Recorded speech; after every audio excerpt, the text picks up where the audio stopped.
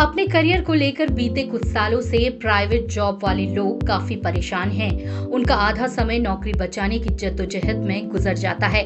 Official intelligence यानी AI ने इस टेंशन को और भी बढ़ा दिया है। ज्यादातर लोग अपने छोटे बड़े हर तरह के कामों के लिए एआई पर निर्भर रहने लगे हैं। यही स्मार्ट टेक्नोलॉजी यानी एआई लोगों की नौकरियां छीनने में इन दिनों सबसे आगे है। कंपनियां अपने बिजनेस को बढ़ाने के लिए इसका इस्तेमाल कर रही हैं। कई काम तो ऐसे भी हैं जो पूरी तरह से एआई को सौंप दिए गए हैं। बीते दिनों इन्वेस्टमेंट बैंक गोल्डमैन सैच की रिपोर्ट में भी एआई से दुनिया में 30 करोड़ नौकरियों के जाने की आशंका जताई गई थी। इंसानों के मुकाबले बेहतर तरीके से काम करने वाला ये एआई लोगों के लिए मुसीबत बनता जा रहा है। इसका खामियाजा आने वाले वक्त में कई सेक्टर्स के लोगों को उठाना पड़ सकता है। एआई के बढ़ते दखल जिन सेक्टर्स की नौकरियों पर सबसे ज्यादा खतरा है, उनमें शामिल है graphic designing, software developers. AI कम समय में ज्यादा तेजी से काम कर सकता है। इसके लिए गलतियों की गुंजाइश भी काफी कम है। ये तेजी से ज्यादा बेहतर काम कर सकता है।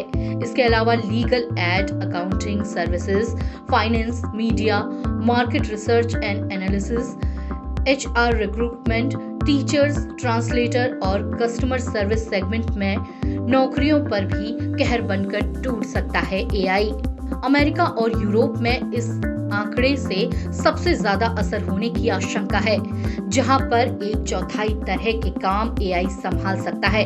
खासकर जेनरेटिव एआई तो बहुत ही क्रांतिकारी है, क्योंकि ये इंसान की तरह ही कंटेंट क्रिएट कर सकता है। आपको बता दें कि एआई की वजह से कई नौकरियां भी आएंगी और प्रोडक्टिविटी में भी इससे सुधार हो सकता है, पर उसके लिए आपको अपने स्किल्स पर काम करना होगा। एआई से सिर्फ नौकरियां ही नहीं जाएंगी, इससे सैलरी घटने की भी आशंका है।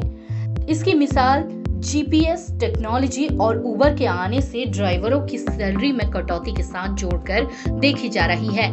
इससे ड्राइवर्स की सैलरी में 10% तक की कमी हुई थी।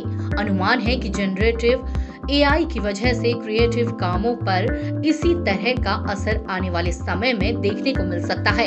एआई से रोजगार घटने की आशंका तमाम देशों की सरकारों को है।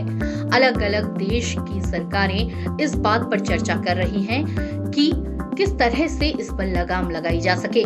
भारत सरकार में भी इस पर मंथन जारी है और सरकार इसके लिए रेगुलेटरी फ्रेमवर्क बनाने पर भी विचार कर रही है। ऐसे में सभी देश विचार कर रहे हैं कि क्या इस पर एक कोऑपरेटिव फ्रेमवर्क बनाया जाए। पिछले साल में जॉब प्लेटफॉर्म पर एआई सेक्टर में नौकरी खोजने वालों की तादाद 188% से ज्यादा का इजाफा हुआ है। वर्ल्ड इकोनॉमिक फोरम में एआई से मशीन लर्निंग विशेषज्ञ, वैज्ञानिक, डेटा एनालिस्ट और डिजिटल ट्रांसफॉर्मेशन वैज्ञानिकों के रोल लेने का अनुमान जताया है।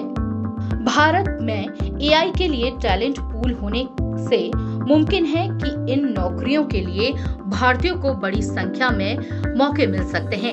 एआई सेगमेंट में नौकरियां खोजने का ये ट्रेंड भारत के साथ ही दूसरे देशों में भी देखा जा रहा है।